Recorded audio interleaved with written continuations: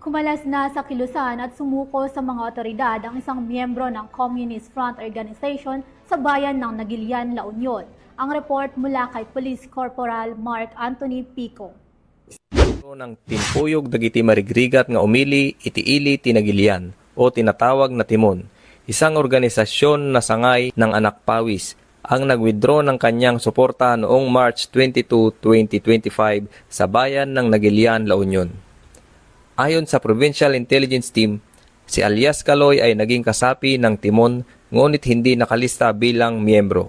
Siya mismo ang nagdesisyon na bawiin ang kanyang suporta sa nasabing kilusan. Ang proseso ng withdrawal ng suporta ay pinangunahan ng mga miyembro ng himpilan ng pulisya ng Nagilian kasama ang Local Unified Police Intelligence Unit at Regional Intelligence Unit Police Intelligence Team at isinagawa sa harap ng mga barangay official sa kanilang barangay. Ang pagpirma ng kanyang Oath of Allegiance na nagsasaad ng kanyang pagtalikod sa mga kilusang subversibo ay nasaksihan ng mga nasabing opisyal at ng mga kasamang unit ng pulisya. Matapos ang seremonya, isinagawa ang custodial debriefing kay alias Kaloy upang malaman ang karagdagang detalye ng kanyang kasangkot sa kilusan at upang mapagtibay ang kanyang desisyon na lumayo sa mga ilegal na gawain ng nasabing grupo.